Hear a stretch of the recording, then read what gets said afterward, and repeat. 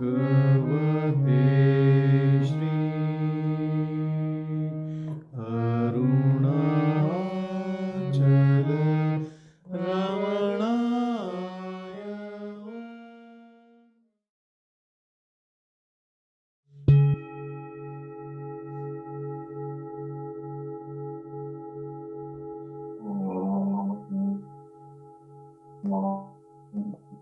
या विनियतं चित्तम् आत्मन्येवावतिष्ठते निःस्पृहः सर्वकामेभ्यो युक्त इत्युच्यते तदा. When completely the mind is serenely on the self alone, free from all longing says, then it's said to be steadfast in the self. This is Shloka 17 or 18, I don't remember, 18 in chapter 6 of Gita. Thank you.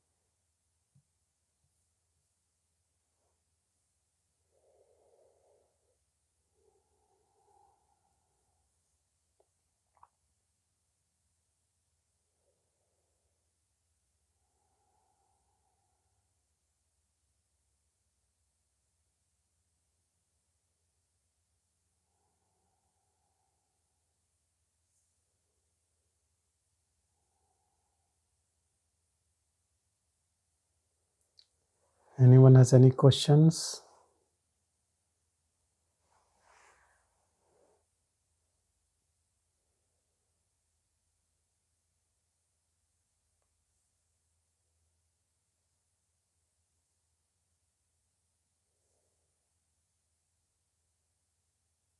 We all know, all the seekers know, apart from mind, there is no other obstacle. Apart from mind, there is no other bondage. But the same mind which is bondage, if we bring it to the frequency of self,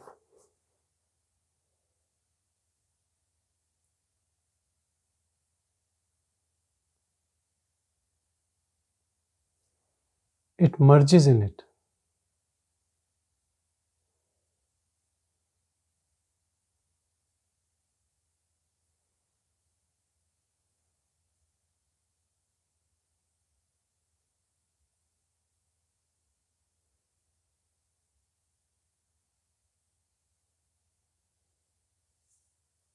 How it merges?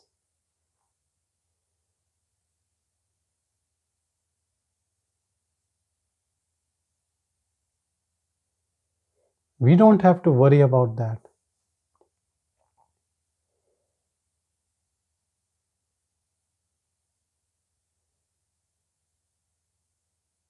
Keeping our attention in this impartial, neutral state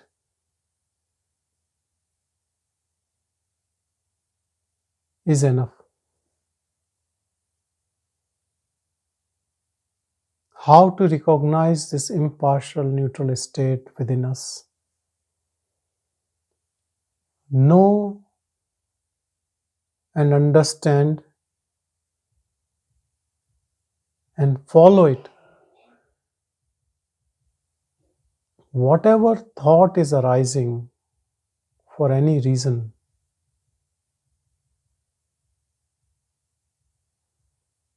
don't talk to them, don't get involved in them. So when we stay in a state where your dependence on any thought is not there, then you start knowing yourself. That is the first time you have that opening within you. Then you make this crack in this veil of Maya. First time, when your dependence on thoughts is not there. Don't worry about your thoughts, your likings and dislikings.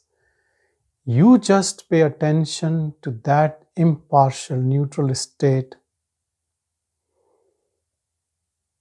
in which you are in total acceptance of situation, no resistance. Then thought has no role to play. Anyone can practice it anytime. Because what is thought? Thought is always a commentary on this moment or past moment or future, nothing else. Thought means that there is some restlessness and unsatisfaction with this moment or past moment or future moment.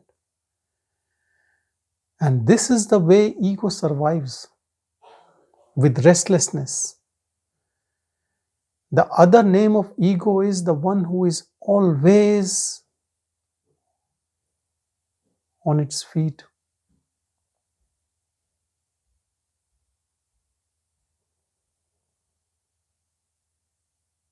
And I'll tell you, it has nothing to do with this body, what it does, your profession, your surrounding, your difficulties, your miserable situation. Do you think people who are suffering only have thoughts? People who are most successful, they have more thoughts.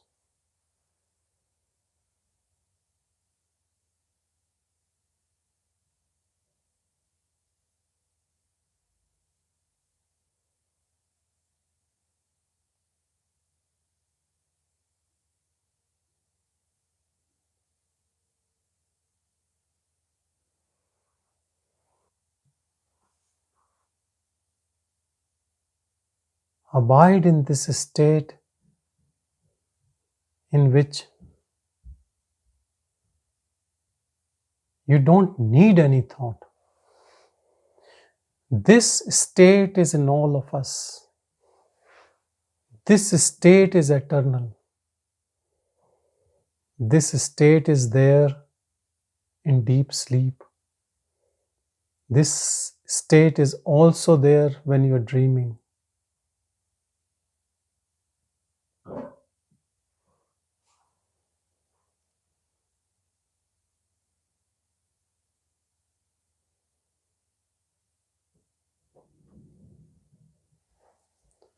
What I'm trying to explain to you is that it is something which anyone can do. Like staying in this impartial state.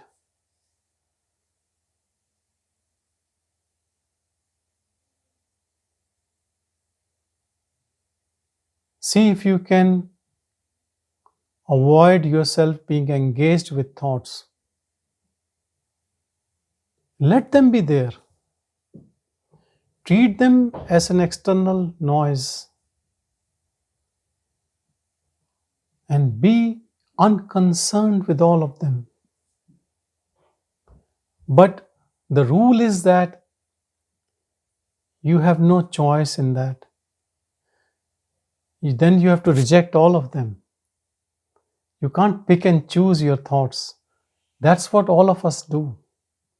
And we have been trained by psychologists and so many people. Pick up positive thoughts, get rid of negative thoughts, imbibe positive thoughts, all these things we learn. That's good if you want to just stay in that thoughts, then you can play around whatever you do. Here we are talking about transcending thoughts forever, not for 1 minute, 2 minutes, 1 day, few days, eternally. Like getting rid of this whole apparatus, keeping this projector of mind away.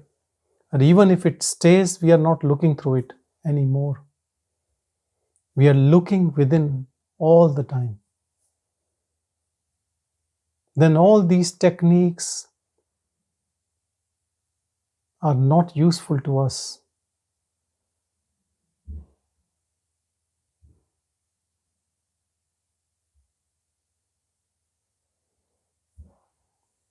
Maya, you can unmute yourself. You want to ask something? Good evening, Sanjay. Good evening, Maya. How are you? I'm good, thank you. So, to realize health, I changed my diet, removed dairy, everything, meat and all that, and I realized the health in me. To realize what is security, I had to change my thought that I have enough. I am completely secure.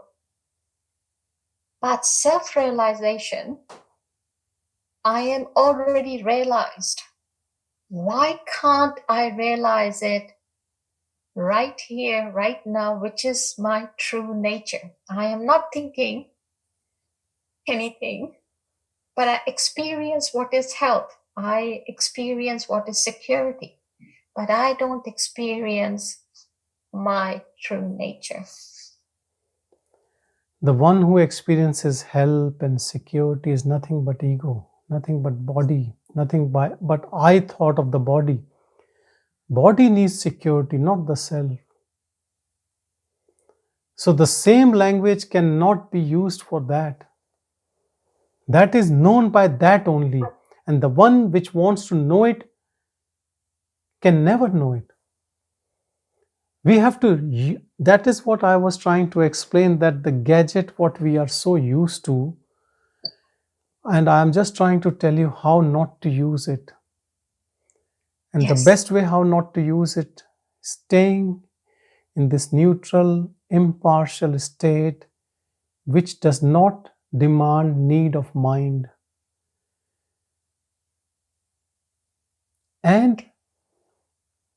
And how long can you stay without need of mind? You practice day to day. Thoughts keeps coming. It's not that this practice you can drop anytime. You can continue with this practice. See how much you can abide in self. This is a very, very good and very easy thing to do. Maybe not that easy to start with, but at least we all have thoughts. Is there anyone who never have thoughts? Maybe he cannot practice, he or she who has never had any thoughts, but anyone who has thoughts can know it, what thoughts are and how we get involved and how we get really lost in them. Sometimes very intense and deep thoughts, and sometimes they are lighter, and sometimes we love to be with them, like otherwise we will get bored. Yes. Because of our addiction, that is nothing but our addiction to mind, that we don't know how to be without mind.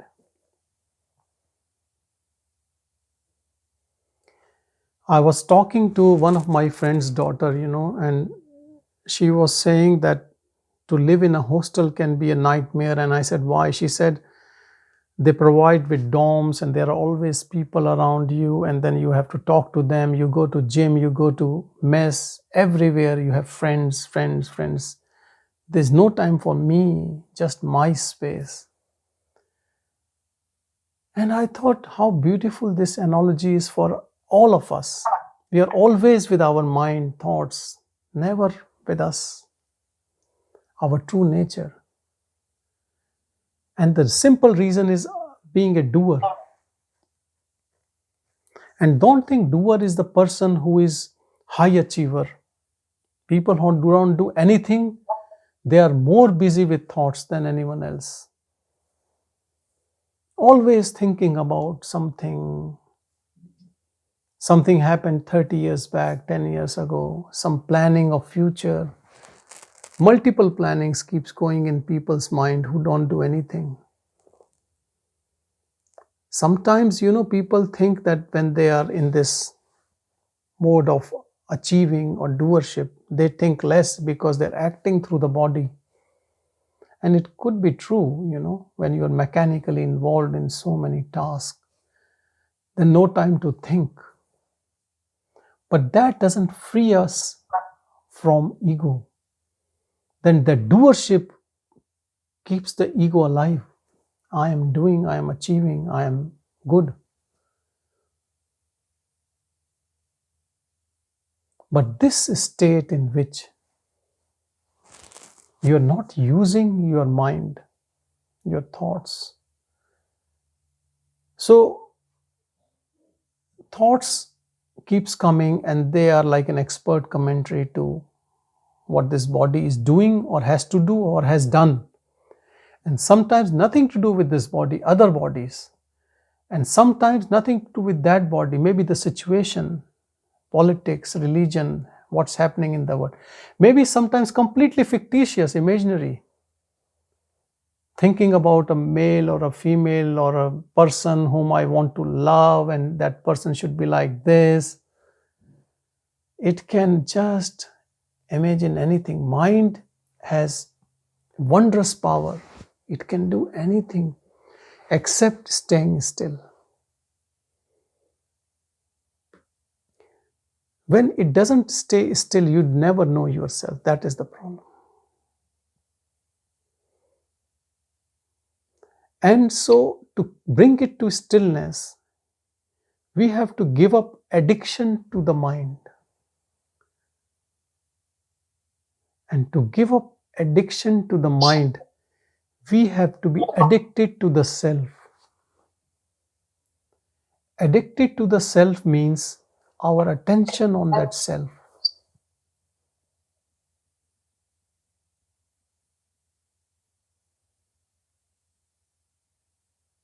When our mind loses its power, it is our victory. Do you think people insult us? No. Our mind takes it as insult and adds emotion to it and then tells us, look, this is what this person has done to you and you have done so much for that person. And then you feel insulted, unhappy, miserable. Because we buy to all those thoughts.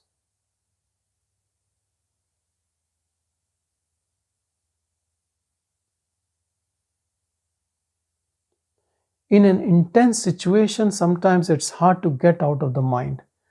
But when the situation is comfortable, nothing wrong is happening in your situation, that is the best time to watch and see how we can be free from it. But the problem is when the situation is conducive to our liking, then we are friends with mind. Then Yes. we want to indulge and we say, oh, I'm good. Only when the situation is adverse, then we want to get out of the mind. And this is the problem. And that time it is so hard. So we should all practice during the comfortable time, I always say that the country which wins the war is the one which is practicing during the peace time, So it's not a very good example in spirituality, but just to make you understand that when you are in a very peaceful state, then start watching yourself as self only, without taking any help from the mind. and see how beautifully and how easily you can do it in that time. Maybe early morning when you are there. Never put yourself under the pump because of thoughts. You always have choice to neglect and ignore all thoughts and all times. So, Sanjay, today is the satsang day, and I pretended that I will act as a self-realized person does. So, I thought it was better to stay home so there'll be no reaction. But I went to IGA because yesterday the broccoli was $2. So I went to get some more. It was $5.90 today. So I said, don't react. The mind says, it was $2 yesterday. Look at the price today. Let me look at the catalog. Anyway, I said, okay, don't react. I'm a self-realized person. I can see all the thoughts coming. It is not me or body, but it's a situation. Anyway, I came out of it and my mind said, I'm never going to go on a Wednesday. I will buy it on Tuesday. And now that is engraved in my mind that they jump the prices on Wednesday. And all self-realized person has gone in 5 minutes. Yeah, this is what I'm saying. Some people are very, very dependent on their mind for everything. They are watching like paranoid, I know this. I know because where I practice from my room, there is a window and that window opens on the road. And on the road, there is 2 hours free parking. And I see people leave their car and then they stand a couple of meters away from the car as they are strangers to look if someone is trying to steal something from the car. It's so, I can't believe. And then I thought, there are so many people like this, and they come and then they check their car. It takes them almost 5 minutes before they can actually leave their car.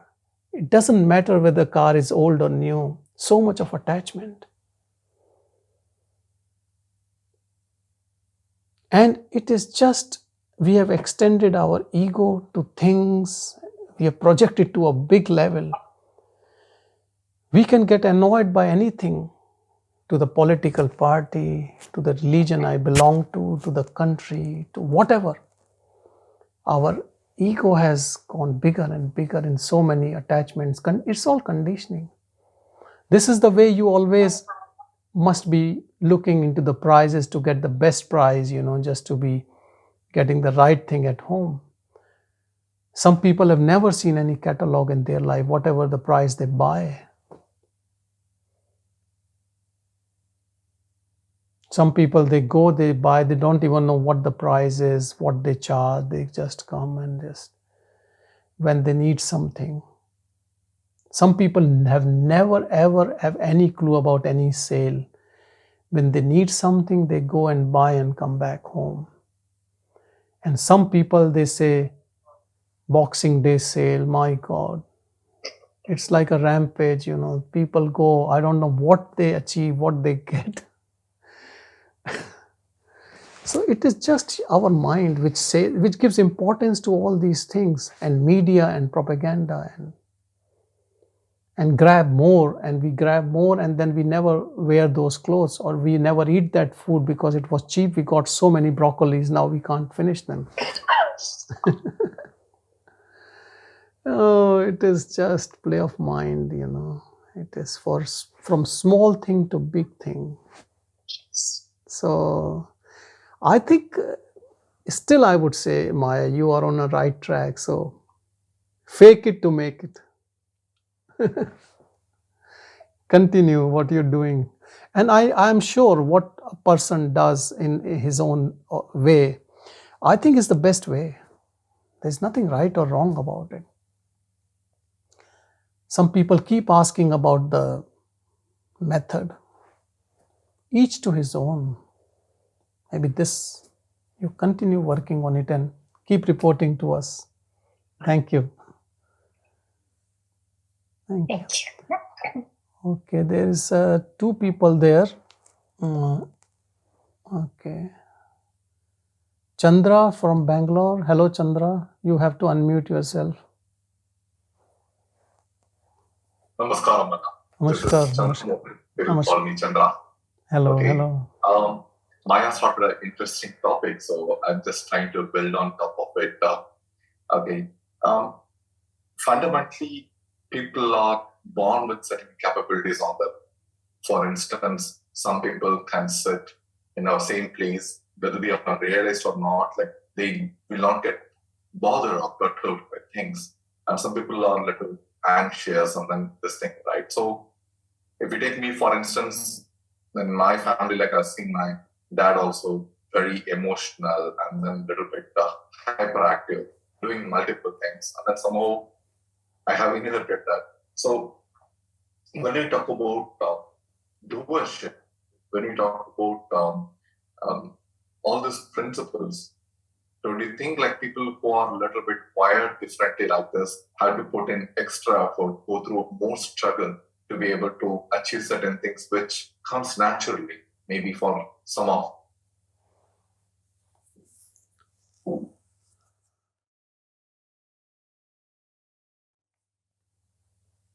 So what is your question? More than a question, it's just a statement that people who are wired, like it's not that they are anxious, somehow that anxiousness is inbuilt in the way they are, what about they are born or they are this thing, right? So what is your suggestion or recommendation to make a drastic movement from that state to a much more balanced state or emotionally stable state? We are not even talking about emotional states and anxiety. You are losing the ground if you still want to stay how to be a better person. We are not even talking about that. Then there are so many ways, psychological ways, exercises, breathing, whatever. We are not even talking about personality. And these are all the matters of personality, which doesn't matter. Someone is born a bit anxious or not anxious or a bit introvert or extrovert. This realization, this freedom has nothing to do with this, and nothing is impediment on this path of liberation. And I would say everything is also impediment on path of liberation. Even calmness may be, because a calm person thinks, I am the most calm person. Stay with that beautiful ego. And an anxious person might say, oh my God, I can't live with this ego. It is so anxious. Maybe he might get out quicker.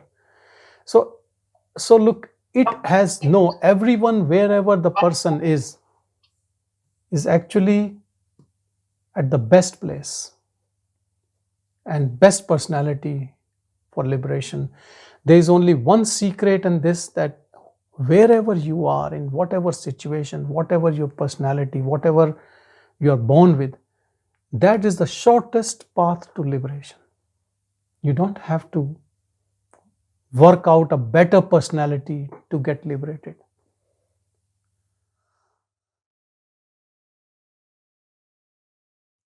Jirina, please unmute yourself.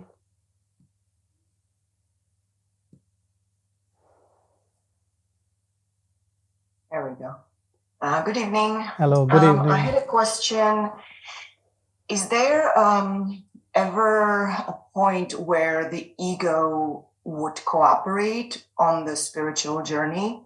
Or is there something else within that kind of guides you on it? It seems like I don't feel much resistance from my ego, even though it almost feels like it doesn't make sense, because if the ego cooperates, it knows it's going to eventually be destroyed. So I'm wondering if it's something else that's that seems like the mind is cooperating in, knowing what path I should be on, or steering me away from the things that are not good for my spiritual evolution.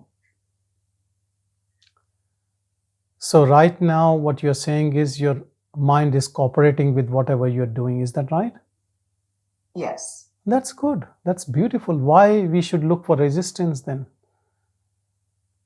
I was wondering if that's the ego, which I always looked at ego as like the troublemaker, the parasite, the thing that creates all these crazy, that tries to protect all the identities. And so I'm wondering if the ego surrenders at some point and starts to shrink on its own, or it's something else that's kind of taking over. And Actually, I'm not sure if I'm explaining myself. Yeah, look, what I have understood is that you are in a very comfortable zone where whatever you're trying to do in your path of seeking or spirituality, things are happening in a beautiful way. And that's good, So that means you already had a very sublime, very thin built of that entity, which is finding solace in that beautiful surrender, So it is good. We don't have to find any fault in anything. And that is a very, very important thing, not finding a fault even in your own self, not even blaming ego. Because what is ego? Only your own mental construct. So there's no point in even trying to hate this ego or find that it is a bad person in us. No, it is just an illusion. No, it's not good, it's not bad. Same is with thoughts. They are not good or bad. They are just. So I would say the way whatever is happening, you just be in your presence and let it be whatever it is, We don't have to worry too much about it. Thank you. Okay, thank you.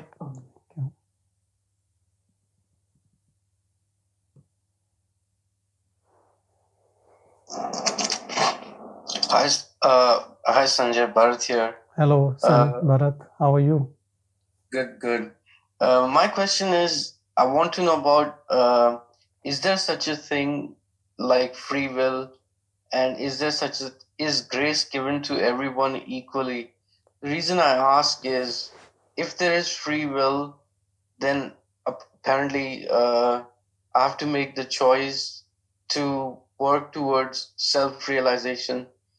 But if there isn't, wouldn't grace ensure that I'm self-realized? So in that case, I don't have to worry. I hope you understand my question. Very good question, Bharat. And look, I'll explain you. If you can just listen to what I want to say. When we say free will, the moment we use this term free will, we should try to understand whose free will. Because ego is the only thing which thinks there might be a destiny which is creating this, or I have a free will to do what I want to do. But I'll tell you, the only free will what we have is to be free from the ego. That is the only thing which you have in your hand. And what we call as grace is in all of us. It's like sun shining on every being, everything equally, impartial. That is with all of us. But to experience that grace with your free will, you have to put efforts to know that self. And I would say that those efforts and your intention to do that is also grace, isn't it? Otherwise, there are so many people who have no interest.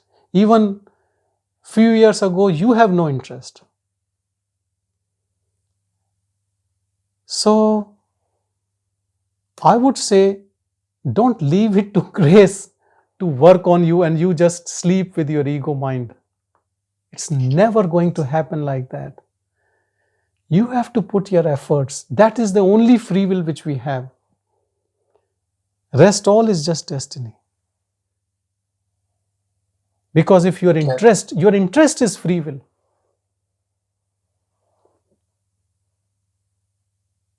Okay, so in the sense, so if everybody has that grace given to them equally, shouldn't everybody be on the path of self-realization?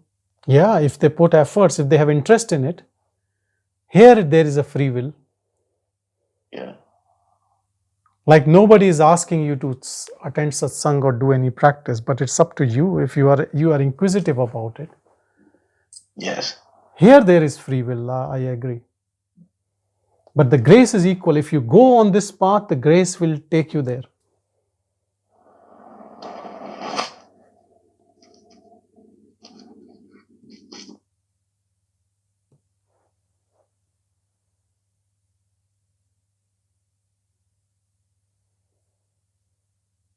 Hello, Walter. Hi, Sanjay. Can you hear me? Yes, yes. Hi, everybody. I have this question. It says that it's just one consciousness, yeah? Everywhere is just one consciousness. And Yes. to me, it looks like we are 8 billion consciousness. Because if I faint right now and I wake up, I don't come in thinking that I'm Sanjay or somebody. I come to this story already that I am. So looks to me rational that we are 8 billion consciousness. 8 billion, they are in this one consciousness, or how exactly it works? Thank you. But I would say that way it is trillion, because then there are animals, there are plants, there are birds.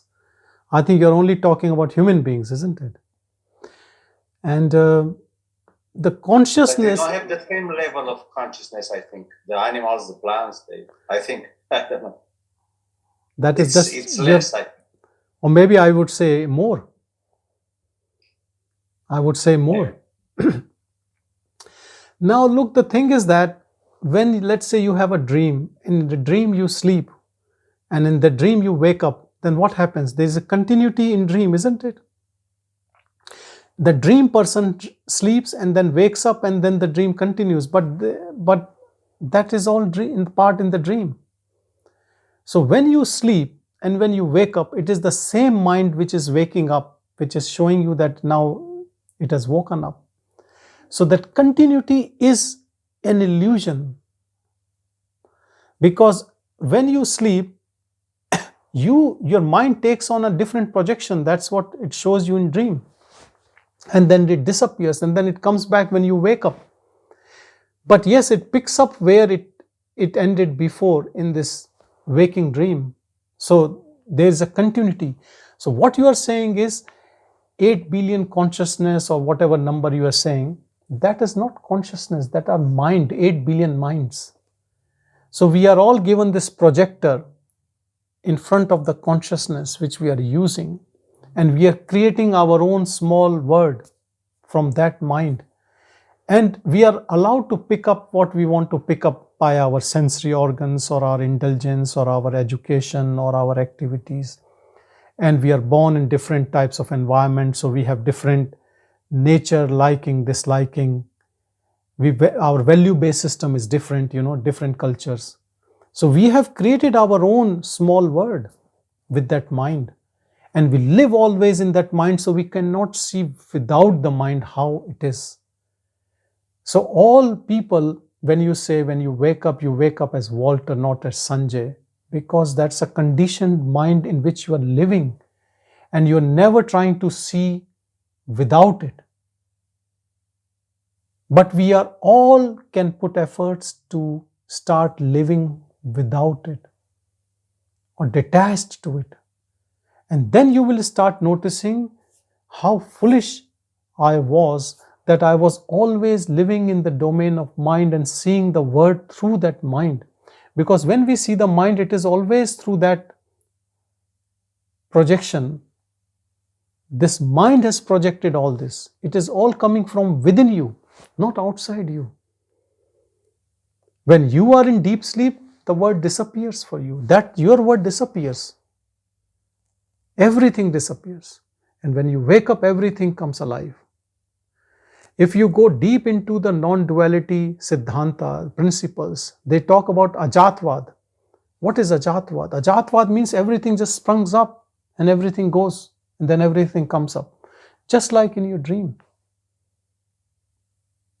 They say that everything is a spontaneous creation. It just comes and then it goes. So there is no thing apart from you. You are the source of this everything, what you are calling as separate, and even that principle which is behind is also you.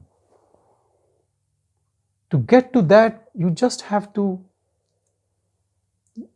start looking through this projector called mind. And you can't give up this just like that. One day it will disappear. It will never. I'll tell you why. Because of your interest in it. If your actions are disinterested, your disinterested actions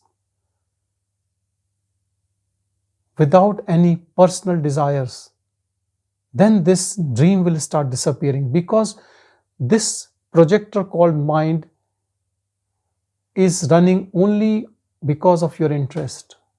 Otherwise, there is no fuel to it. You are the source as consciousness, because everything is lightened up with the consciousness what you are. But the dream, this waking dream, continues only because of our own interest. The moment you are disinterested, it starts fading away. And then the self-effulgent light of your own consciousness makes it as if it is not there. It is there without any effect. Effect is only of our interest. And interest is only of the ego.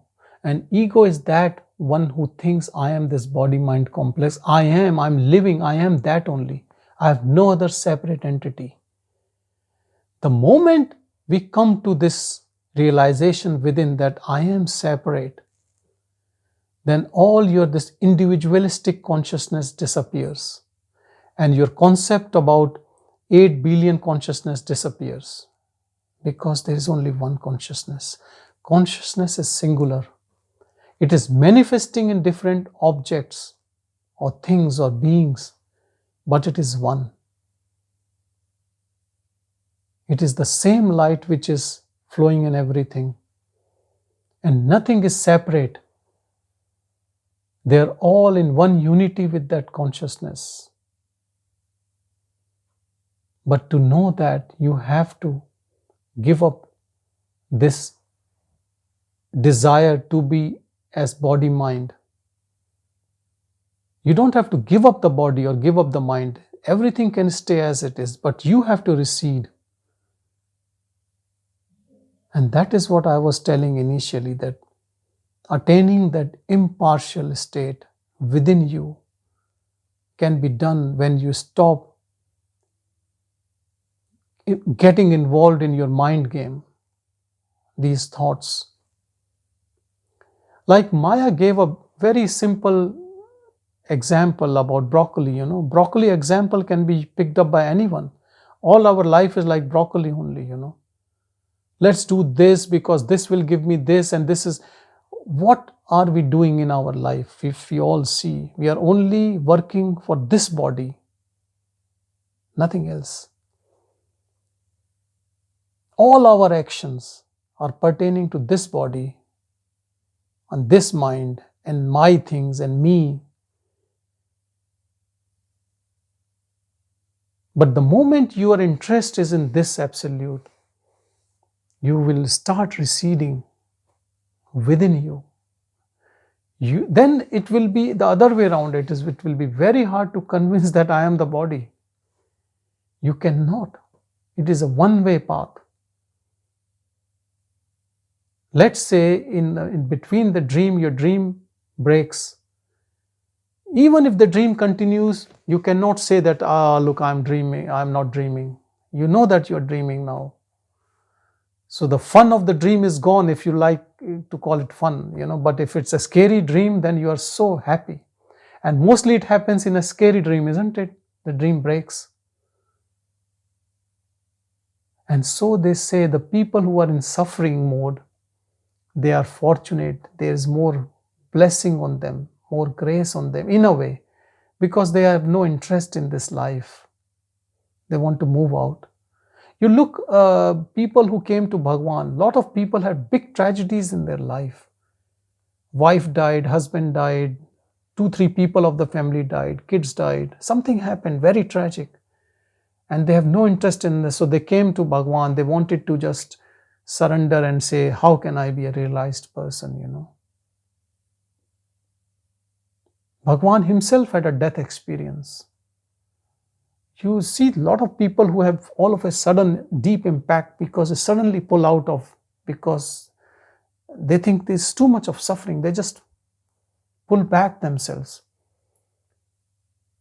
Then what would you call their suffering as? Pure grace, isn't it?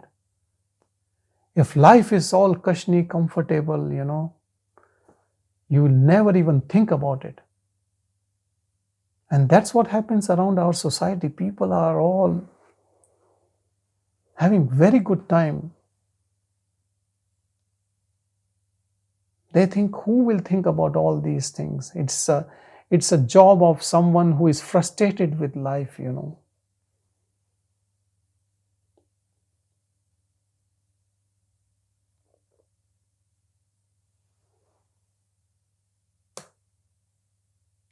Dev Singh? Hello, Sanjay. Hello, Dev. My question is about after the person get, like enlightenment, what we say, yeah. What a joke. When a person gets enlightenment. Anyway, yes. continue. Yes. Like one person, like keep having like work, and they die, and it just keeps going. And what happens with the person who I think you're breaking. I could not hear. I only understood that you said when a person gets enlightenment, and then you were talking about some birth and death. Can you repeat it again? Can you hear me now? Yeah.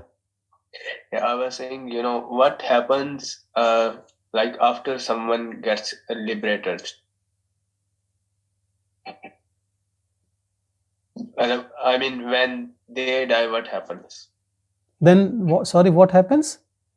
When the person who is liberated, when they die, what happens? Die? Yeah.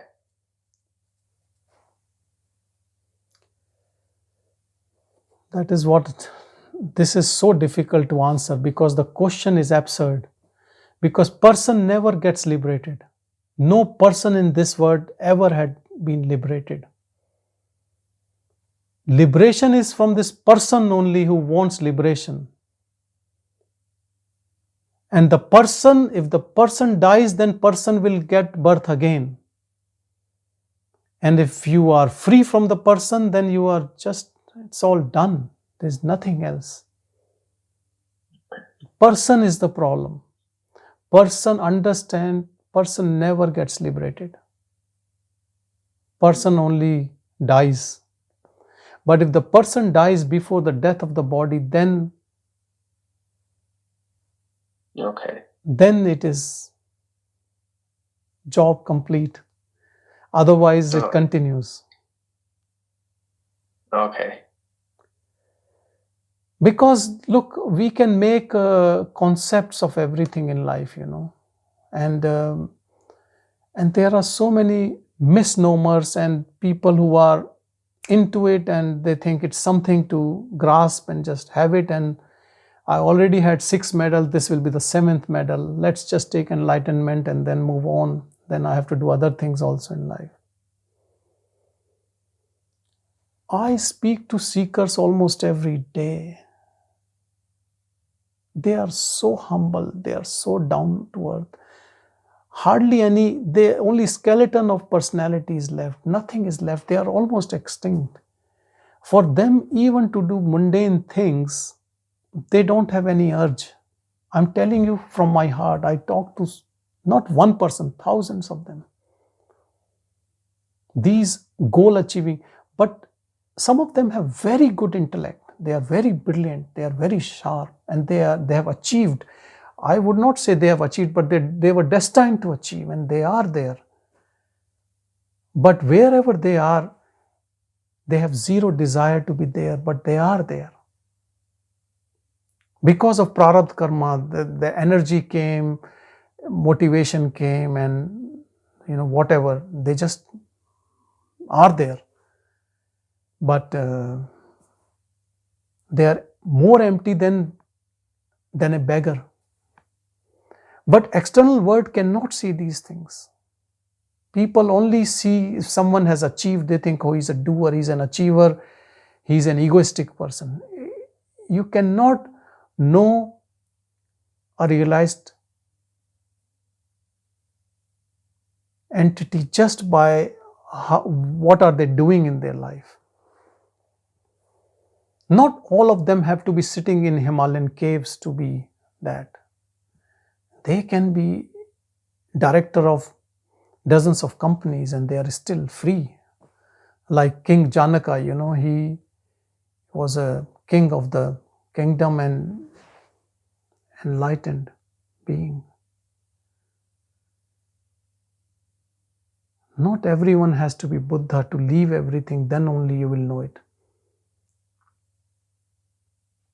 Because now the knowledge can be at your doorstep with books, with audios, with videos, with satsang. You don't even have to leave your palace. You can be there and you can be free.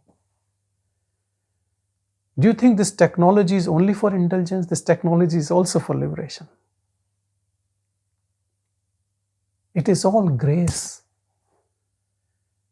You can see this COVID time has brought us into this thing. Before that, nobody was doing online things.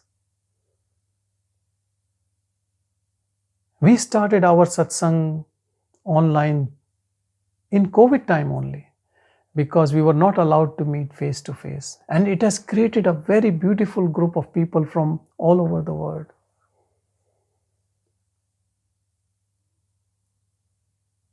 And it is so powerful and so nice people and so nice company. It's not that we are trying to create a group, but what I'm saying is that pure energy has unfolded. It is just bringing. I am fortunate to meet beautiful people. Not from outside, maybe outside as well, but internally, pure souls. So humble, so honest.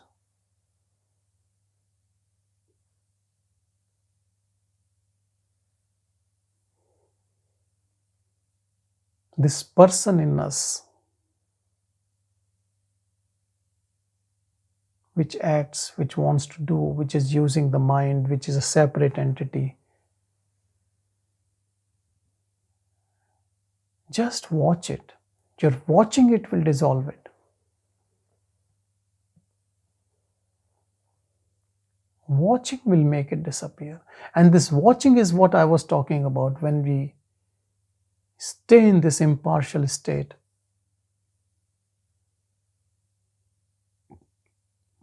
Where we don't think any need of mind, need of any thought.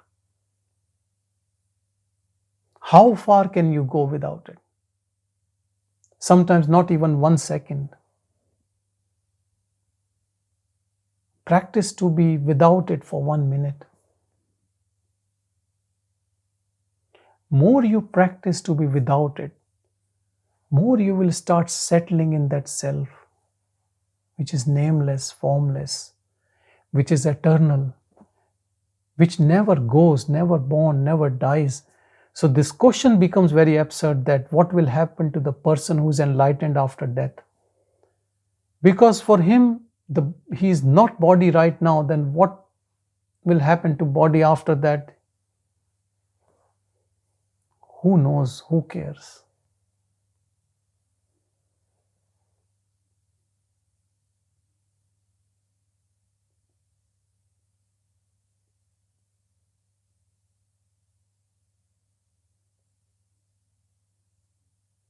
You know, when Alexander came to India, he wanted to take some of these realized people with him. He thought, I will take a couple of realized and I'll put them on show that I brought it from India, you know, when he was going back to Greece. And this guy, he got and he said, you have to go with us. And he said, I can't go anywhere. I am everywhere. Where would I go? So they said, we will chop your head and we will kill you. He said, you kill me and I'll also see what this killing is. I will also watch and you also watch. They could not understand what they thought. He's mad. They left him. But that mad person is the Jnani. He knows it, that I am not the body.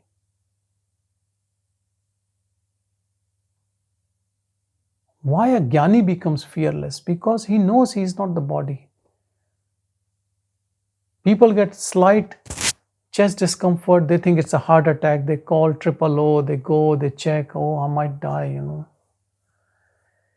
I'm not saying there's anything wrong in attending to medical emergencies, but what I'm trying to tell you is this fear of losing this body, or any small disease coming to the body, you know, scares us because we think I am this body.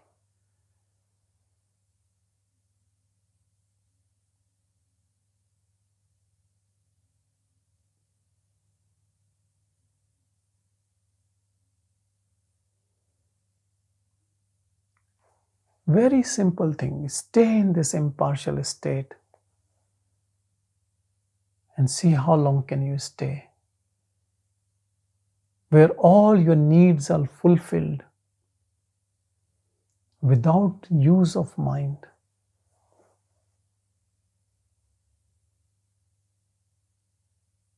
More our dependence on mind gets less and less, your thoughts will become less and less and less. More space. You become more spacious. You become more bigger.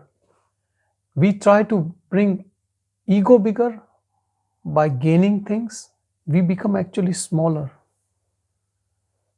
This is the paradox. You lose everything. You lose attachments. You become bigger. You become vast. You become infinite. You become everything. You hold on to things, you acquire, you grab, you hoard, you become smaller.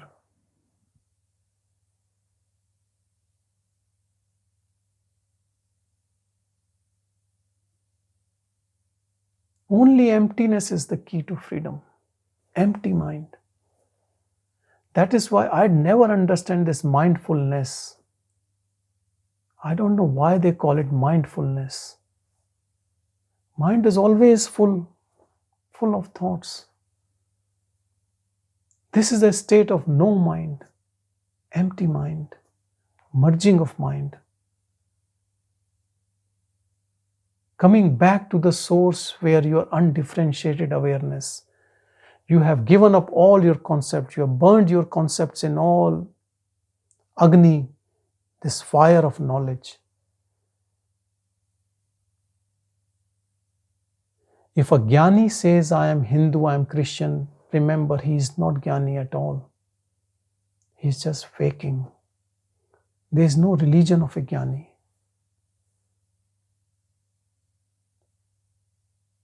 All these are concepts created by human mind. There is nothing.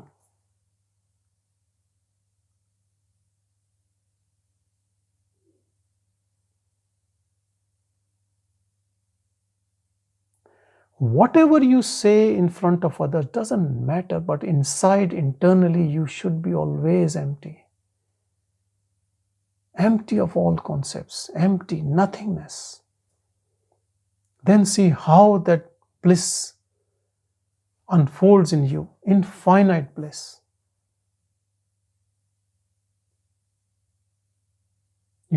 We have to give a space for that self to unfold. If we are hoarding, attaching to things and objects and whatever, where is the space for the self to manifest? Self is also looking to manifest in each and every body. But first that person has to set aside. The person has to go.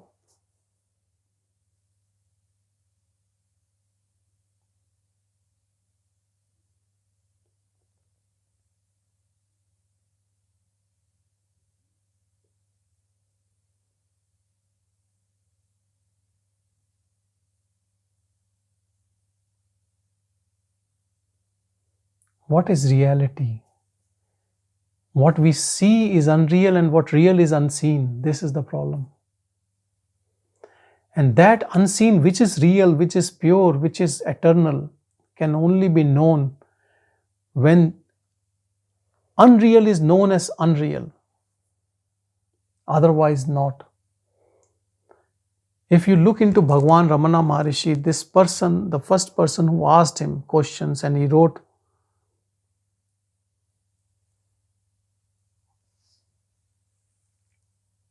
he said, you cannot realize the self till you think this word is real.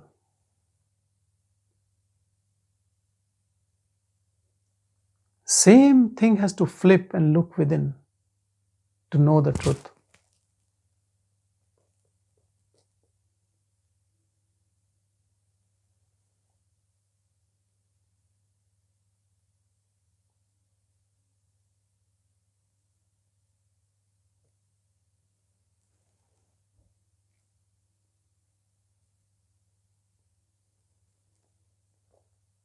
Abiding in stillness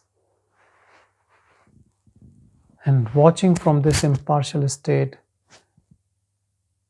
allows you to tap into that frequency of Absolute. It's a different frequency, different vibration.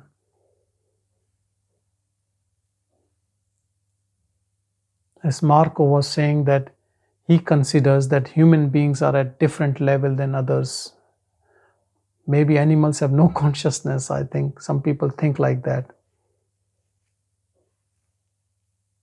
You can think whatever you want. And I also think one thing, that human beings don't have that frequency, what that self has. Person can never have that. So when you raise your vibration, your frequency, then you cannot see yourself as a person, even if someone wants to kill you right now.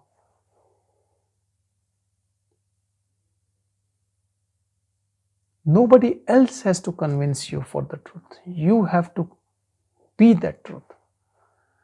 And to be that truth, you have to leave where you stand right now. You can't be both. If you think you are both, you are only an ego. Because there is no duality.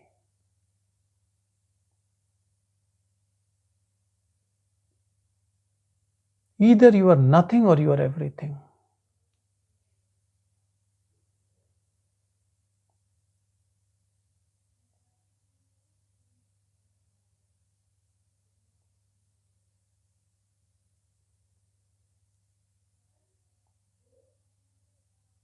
When we touch our own purity, it is madness. To settle in this higher frequency is not easy.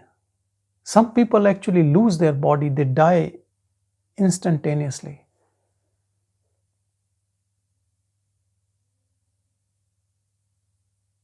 And to settle in this new, you don't know whom to thank. To yourself?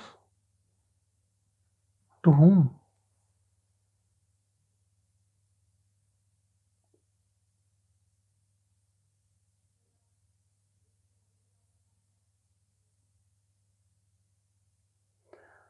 All the characters in this dream world, which some you hate, some you like, some you dislike, they all become godly. They all become beautiful. There are no ugly faces. Because we instantaneously connect with everything. It is the same self. One pure consciousness in everything. People argue about animals and human beings about consciousness. I would say there is no inanimate. Everything sparkles from that energy. Even your mobile phone, which you love so much. Everything. In Hindi, there is a word, kan kan mein Bhagavan. In each and every particle, there is God. Nothing without it. You know within and you know everywhere. Then everything becomes sacred. Everyone becomes sacred.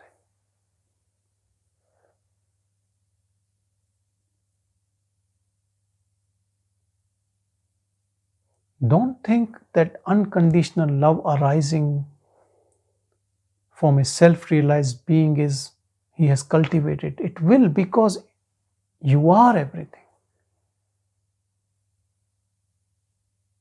Ego also loves everything which it thinks it is mine, isn't it? Now self is everything, so self loves everything.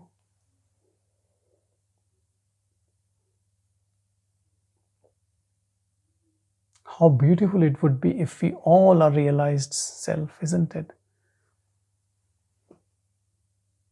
Then every society would be fearless. No need for any weapon. No need for boundaries. No need to accumulate wealth. No need.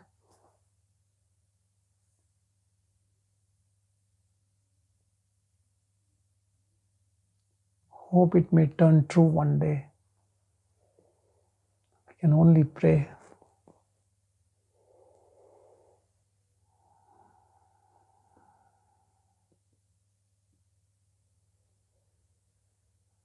Om Shanti, Shanti, Shanti.